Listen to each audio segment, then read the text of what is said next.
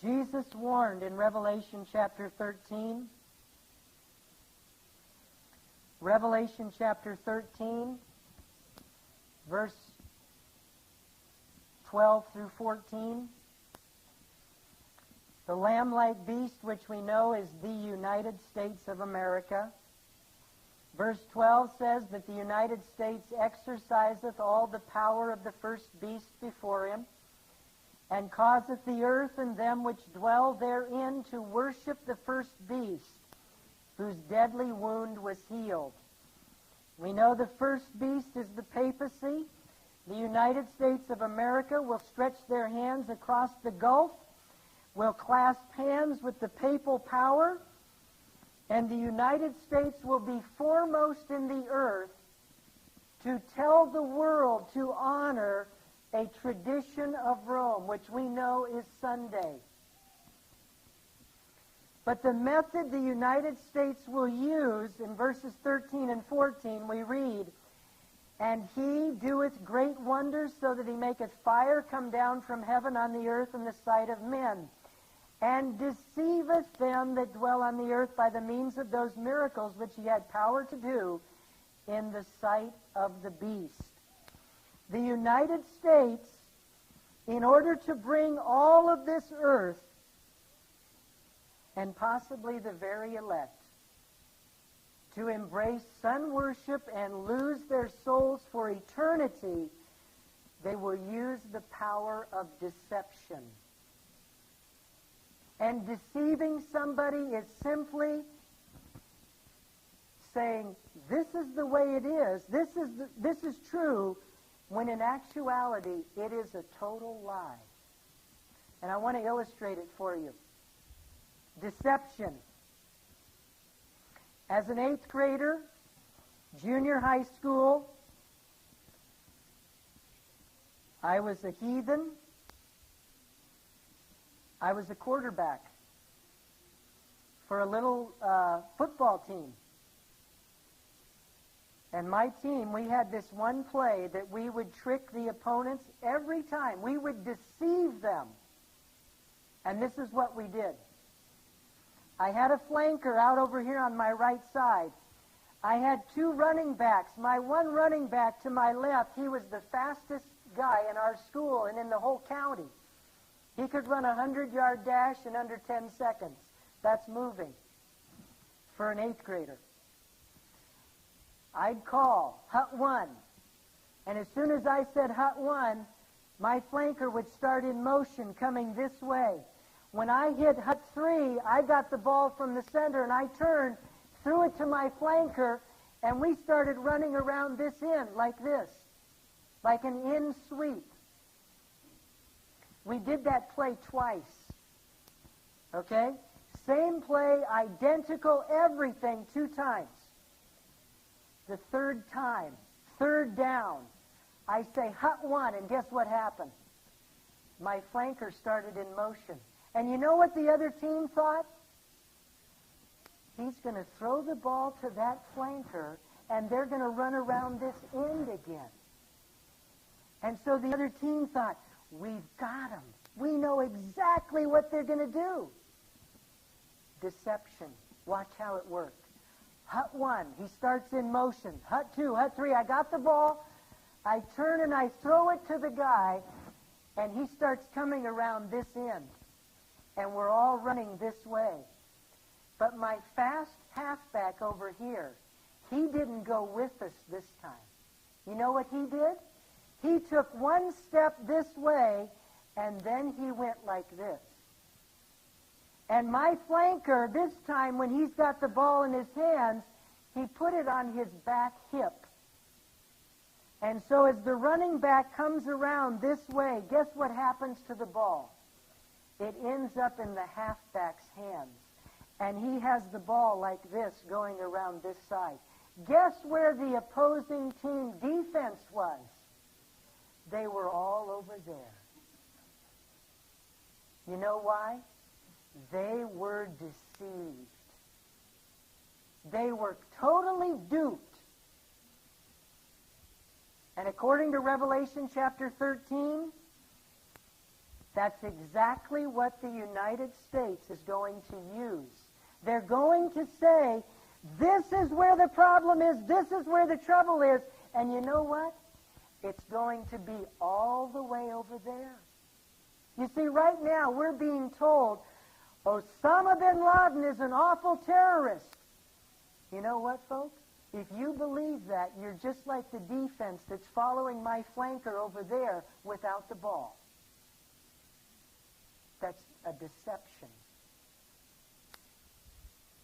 So the United States is going to use deception to get the world to bow down to Sunday worship. Matthew chapter 24, 4 times Jesus warned. 4 times. If he said it once, we might say, maybe he said it might happen, but maybe it won't.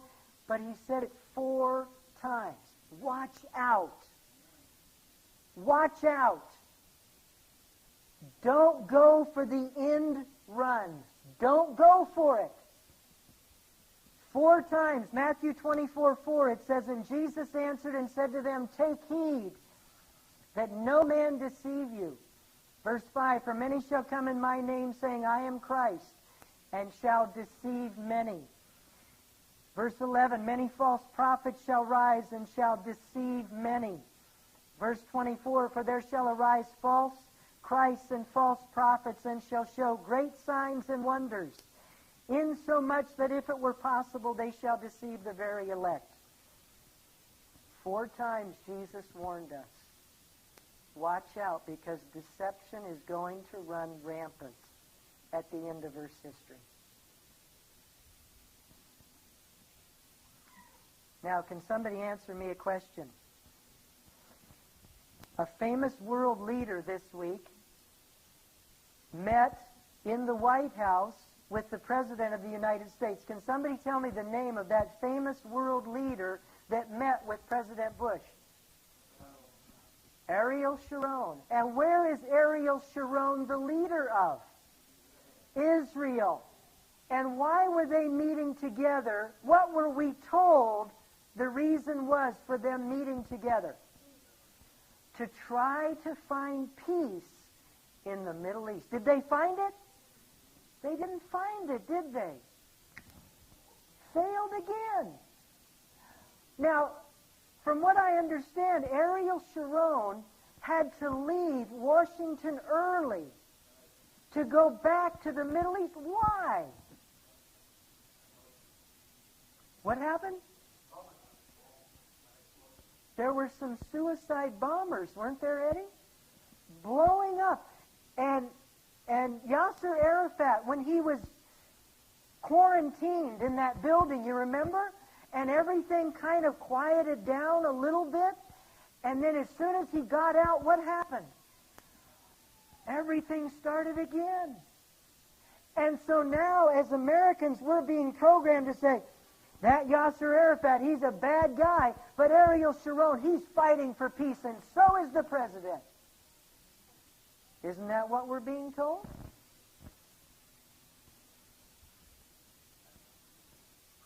Now, John Swinton told us, and Revelation 13 told us, and Matthew 24 told us, that you better watch out because the press might lie to you.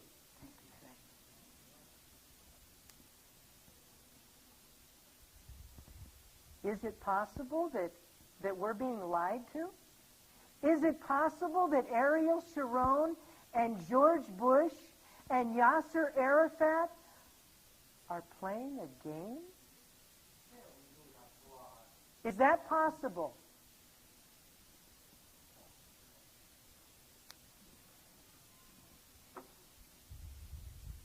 You say, you better have some evidence to back that up. If you've got the time, I've got the evidence. What I want to do with you this afternoon for a little while is I want to go back.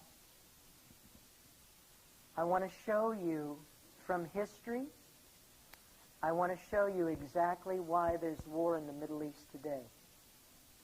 And I want to show you today why we continue to hear about George Bush, about Colin Powell, about Dick Cheney, about Yasser Arafat, about Ariel Sharon, about Bethlehem, and about how all these things, how these leaders are trying to find peace in the Middle East.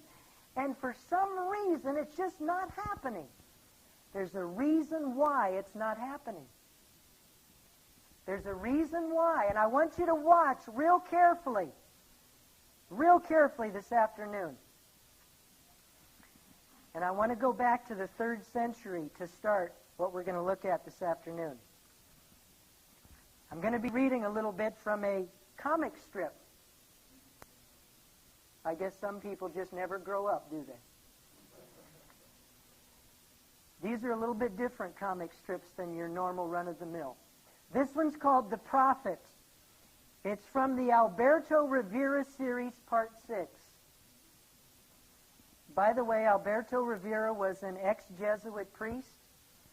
Alberto Rivera died within the last few years. He was poisoned, and he was poisoned by the Jesuit order of the Catholic Church.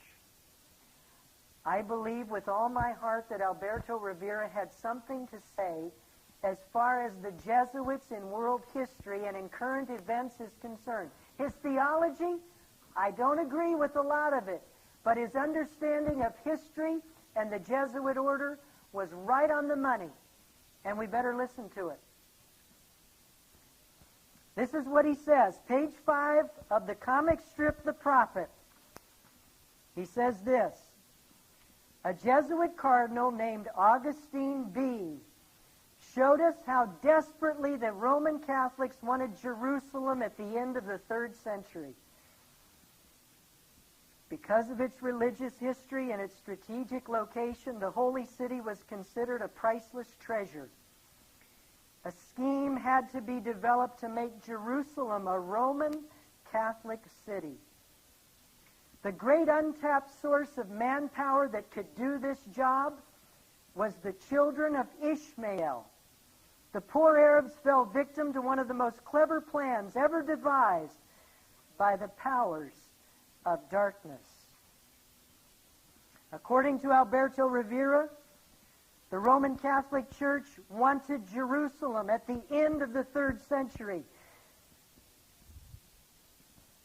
So by 280s, 290s, in the Christian era, the papacy eyed Jerusalem. They wanted that city for their very own.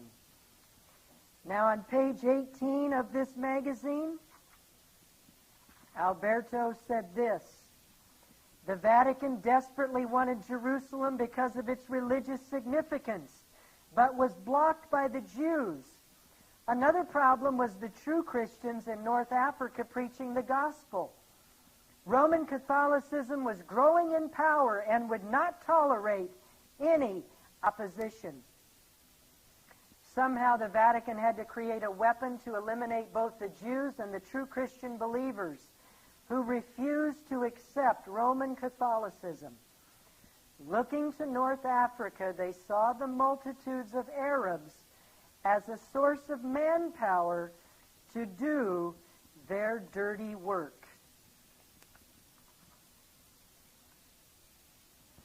So what's the picture that we're painting, that Alberto Rivera paints as an ex-Jesuit?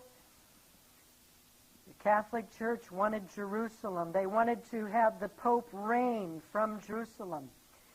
But they were blocked. There were Jews there. There were Christians there. So what would they do? They saw the Arabs, the Muslims, and they said, we'll use the Muslims to get us Jerusalem. So what did the papacy do? Alberto, page 21. He says this: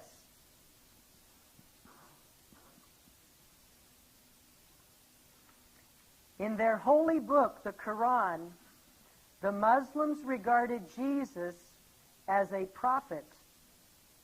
If the Pope was his representative on earth, then he must also be a prophet, which caused the followers of Muhammad to fear and respect the Pope as another holy man.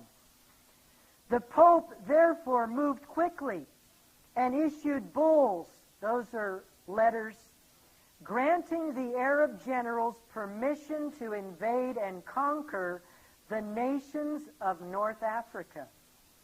The Vatican helped to finance the building of these massive Islamic armies in exchange for 3 special favors. What were those favors? Number 1, eliminate the Jews and Christians. Number 2, protect the Augustinian monks and Roman Catholics. And number 3, conquer Jerusalem for His holiness in the Vatican.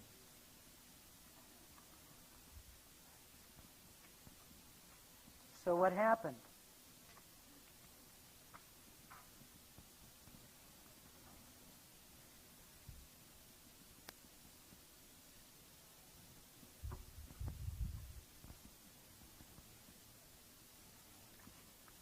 Did the Islamic forces conquer Jerusalem? Did they drive out the Jews and Christians? Yes, they did. This is what happened. Once again, Alberto, page 22. As time passed, the power of Islam became tremendous. Jews and Christians were slaughtered, and Jerusalem fell into their hands. It was time for the payback. The Pope asked for Jerusalem. But by now the Arab generals felt the exhilaration of victory everywhere they went. They felt nothing could stand in their way. The Pope's carefully laid plans began to backfire and then crumbled before his eyes.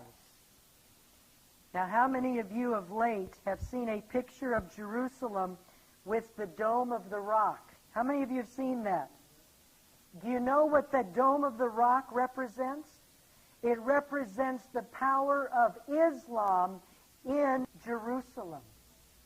Because what happened was, after the Pope had financed the Muslim armies to take over Jerusalem, the Muslim generals said, "We're not going to give you Jerusalem." Now, who do you think was upset after that happened?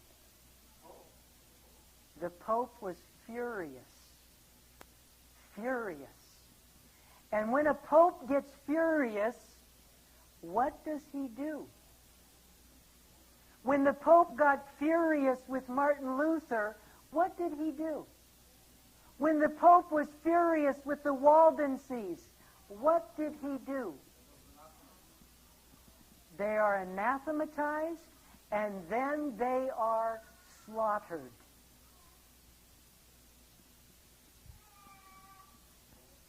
You know what that sounds like? It sounds like a 2-year-old child that's throwing a temper tantrum, doesn't it? You tell a 2-year-old, "No, you can't have your 16th piece of pie at this meal." And what does the child do? The child falls on the ground and cries and screams and throws their hands in the air as though they're now going to get their piece of pie. That's what the Pope did. "You're not going to give me Jerusalem?" So he throws his temper tantrums. And you know how long the temper tantrums went on? For centuries. For centuries. And do you know what those were called? The wars that were fought over Jerusalem? They were called crusades.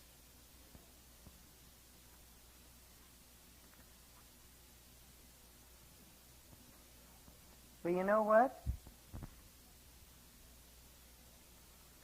U.S. News and World Report. April 8th, 2002. U.S. News. The Crusades. The truth about the epic clash between Christianity and Islam. Christianity. The followers of Christ people. Is that what a Christian does? Folks, whenever you hear somebody say that the Roman Catholic Church is Christian, that's a lie. That's a lie.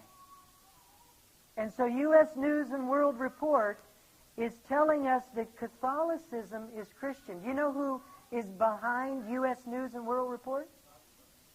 The Vatican.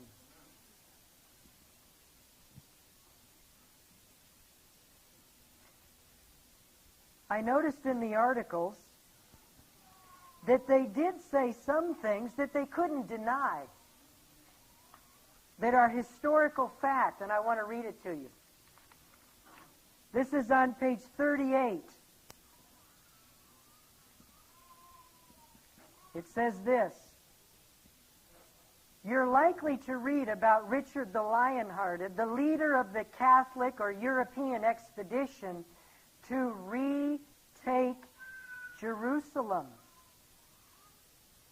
So why were the Crusades fought?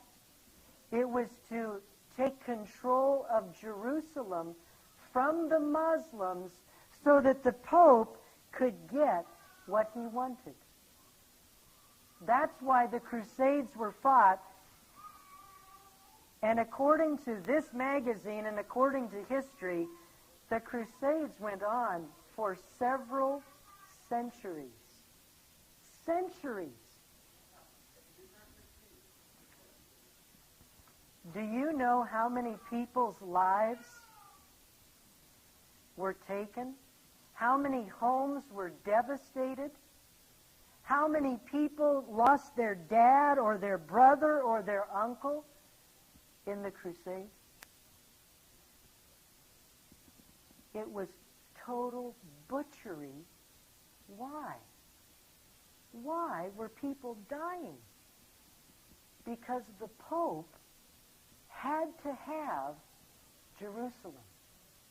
That's why.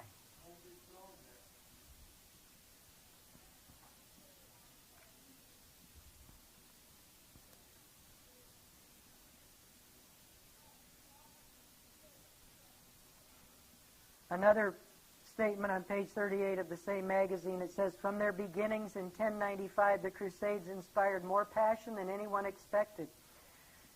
The idea of an expedition to reclaim Jerusalem from the unbelievers seized the imagination of people from all social classes. So U.S. News and World Report understands very well exactly why the Crusades were fought. The Muslims did not give Jerusalem to the Pope. So now the Pope's going to go in and destroy families for centuries to take over Jerusalem.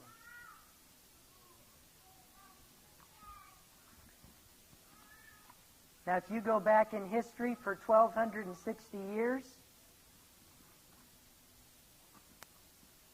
from 538 to 1798, you will find that the papacy did not get their goal.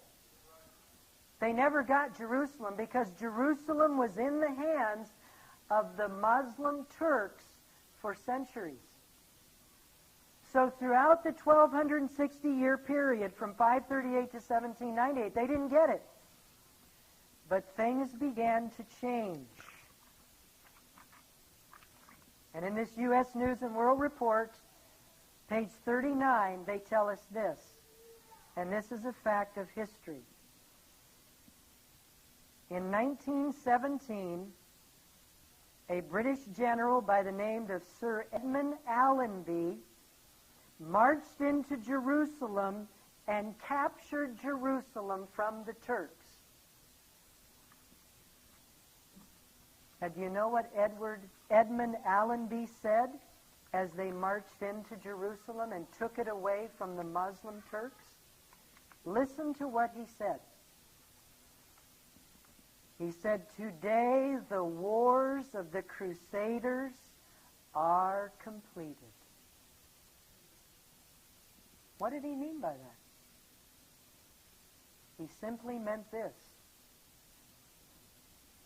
The Crusades didn't do it. They didn't finish the work of driving the Muslim out of Jerusalem. But now we, the British, working for the Pope of Rome, we have finished the crusade. And going on, it says, and the British press celebrated his victory with cartoons of Richard the Lionhearted, looking down at Jerusalem above the caption that stated, "At last, my dream come true."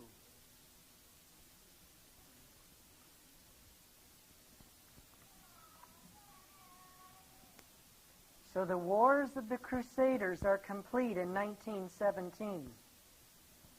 Did the Pope then take over Jerusalem in 1917? No. Because the world wouldn't allow for such a bizarre thing as that. But the papacy could begin to work things through in Jerusalem to bring it about whereby the world would cry out and say, we must give Jerusalem to the Pope. He is our only hope for peace in Israel.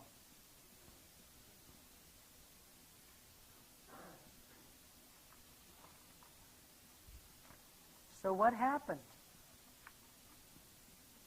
1917, right after the British conquered Jerusalem, a declaration was made by an English statesman by the name of Arthur James Balfour,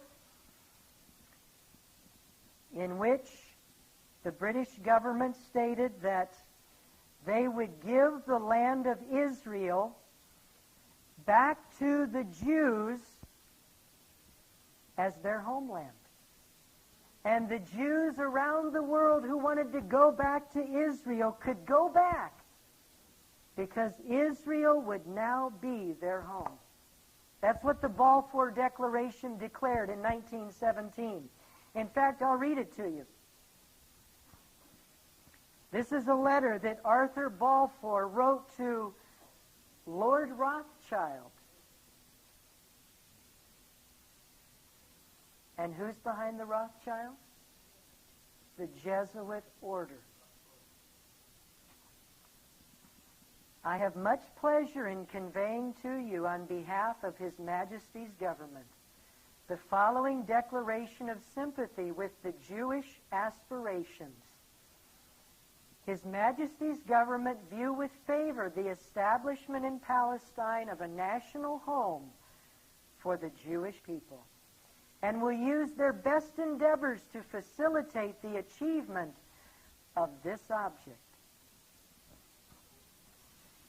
So in 1917, the Balfour Declaration, the British government told Lord Rothschild that Palestine or Israel would be a home for the Jews to go back to. Did the Jews go back? From the records I've studied, about 80,000 Jews went to Israel. How many Jews are in the world? 80,000 is like a drop in the bucket. But a homeland was established. How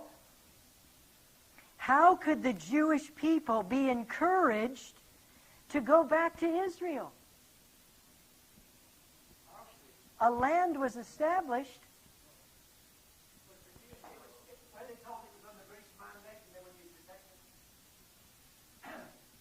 Yes, they were, Graham.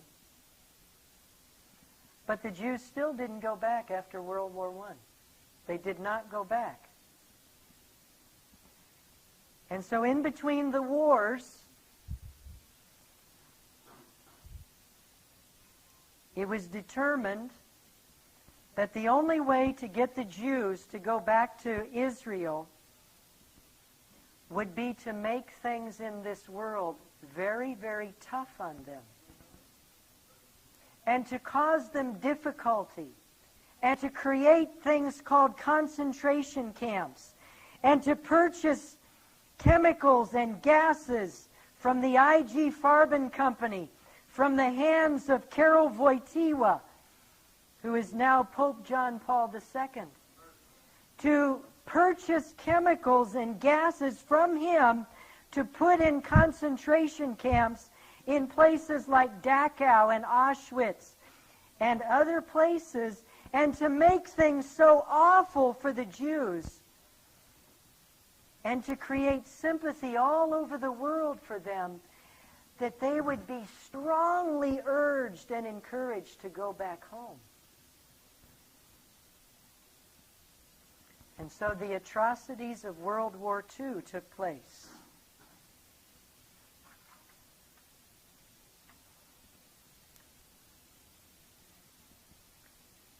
World War II ends. The United Nations, another Jesuit plan for a one-world government to house their one-world religion, was formed in Jesuit-controlled San Francisco.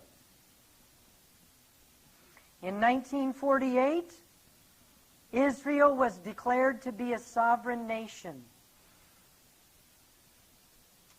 And Cardinal Francis Spellman, who was the instigator of the Kennedy assassination,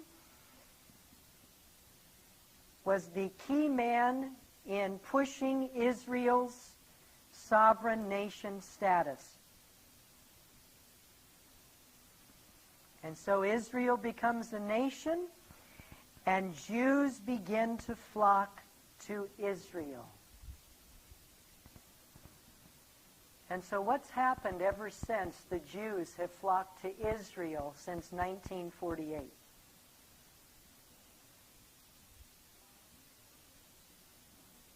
Well, let's see. They've had 4 wars against Egypt, and they've warred against Syria, and they've had trouble and war with the Palestinians and Yasser Arafat, and they've had war with the Lebanese to their north. And so in coming home to Israel, it's been a bloodbath. It's been a bloodbath.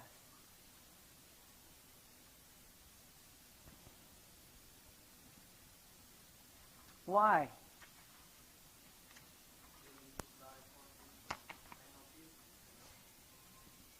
The Catholic Church was behind Adolf Hitler gassing the Jews in World War II.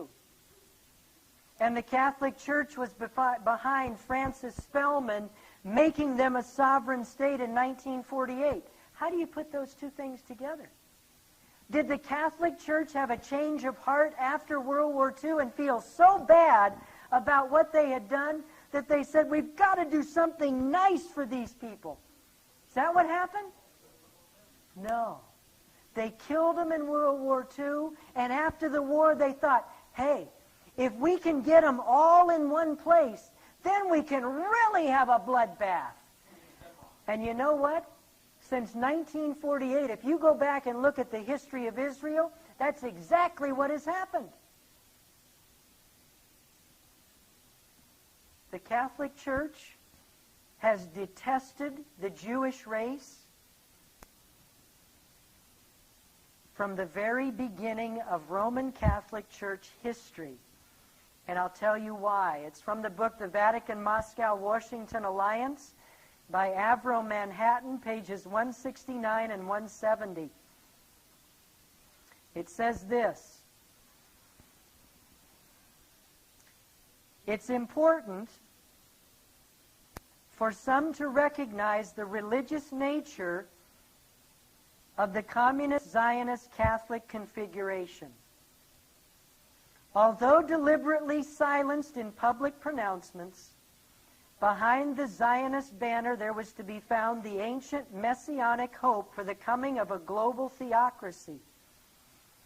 It was to be a theocracy in which Jehovah was to be king. The specter of the creation of such a theocracy has haunted the inner chambers of the Catholic Church from her earliest inception, and still is a dominant fear.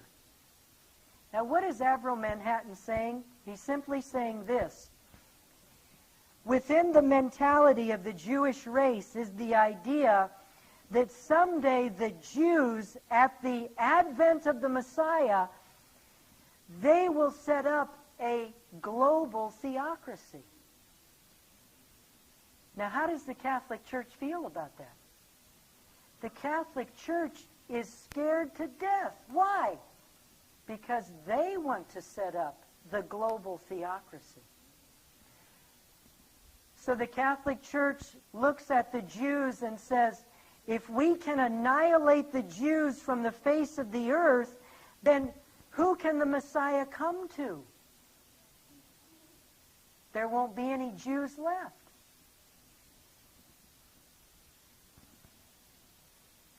In Vatican eyes, the millenarian yearning for a global Hebrew theocracy represents a deadly threat to the eschatological teachings of the Catholic Church. When translated into political terms, such a view spells not only rivalry, but implacable enmity. The Catholic Church wants to destroy the Jews from off the face of the earth. Now let's raise a question. If the Jesuit order, as we have stated many, many times, is controlling the United States government today, then why does the United States defend Israel? Why?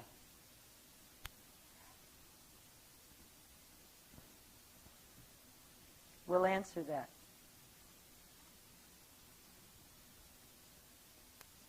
Here's another question.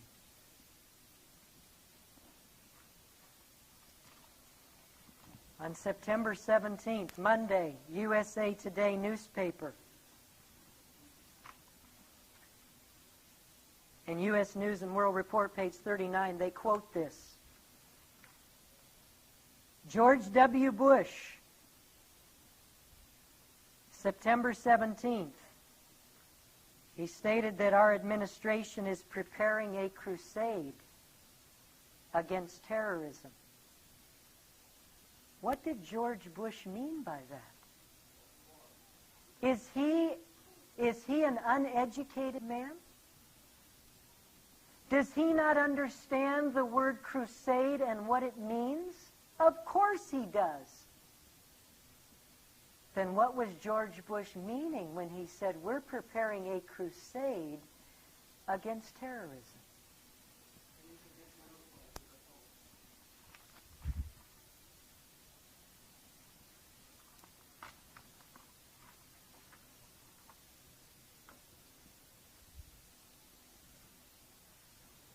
People are dying in the Middle East.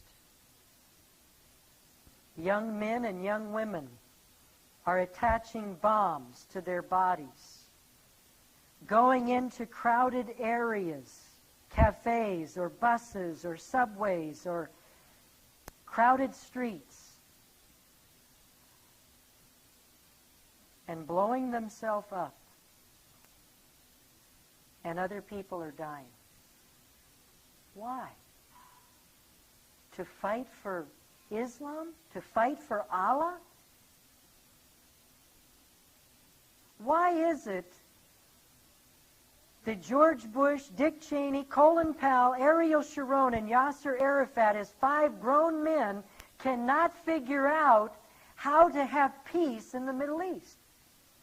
Why? And why are we, as consumers of current events, why are we continually fed on the front page of every Orlando Sentinel, the front pages of major news magazines, the front story on news stations on television, and the major topic on talk shows on radio? Why are we being bombarded with the horrible things that are happening in Israel? I think there's a simple answer to all those questions.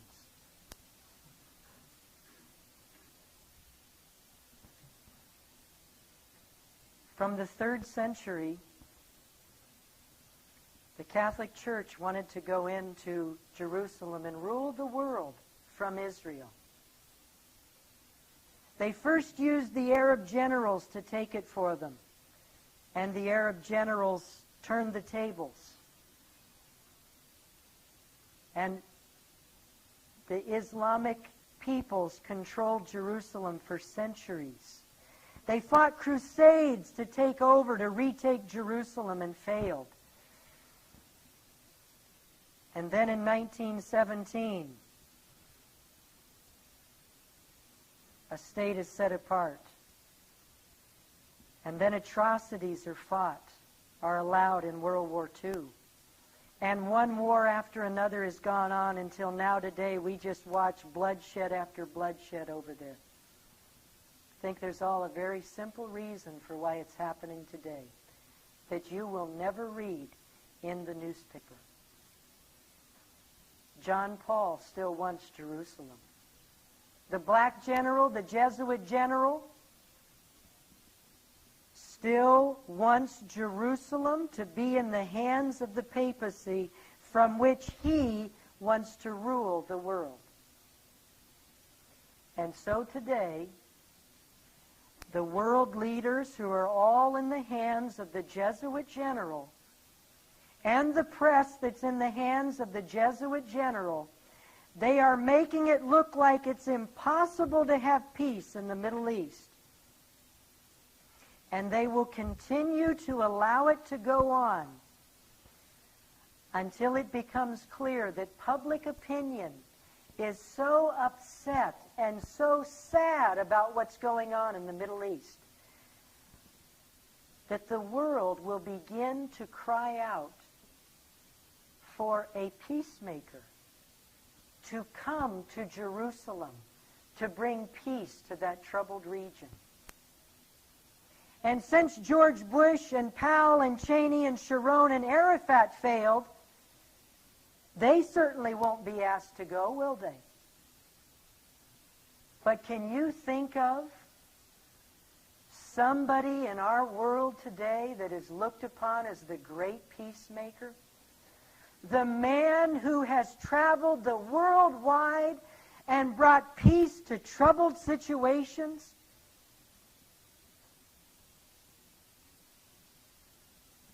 Who is considered the great man of peace in our world today? The Antichrist of Revelation chapter 17. The Pope himself. And so right now, the whole world is being conditioned. And the very elect are being conditioned to believe that this awful situation needs a peacemaker to come to Israel. And mark my words, I'm not a prophet, but I understand history a little bit. And now, from what we've studied today, we both understand history a little bit. And you know and I know that when the papacy and the Black Pope, the Jesuit general, says, we're going to kill as many people as we need to, but we're going to take over that area, they mean business.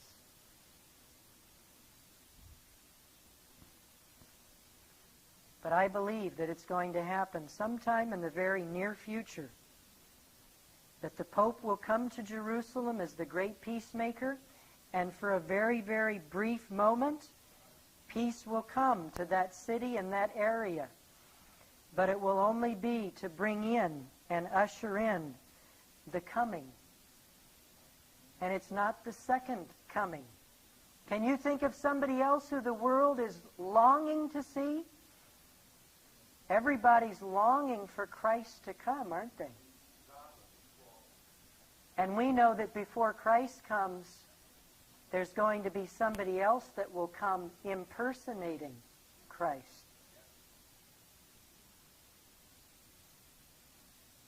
We live, folk, in an awesome time. My prayer today is that we will pray that God will give us eye salve to understand what's really happening out there. And the only way to rightly understand current events and future events is in light of the past. And don't ever forget the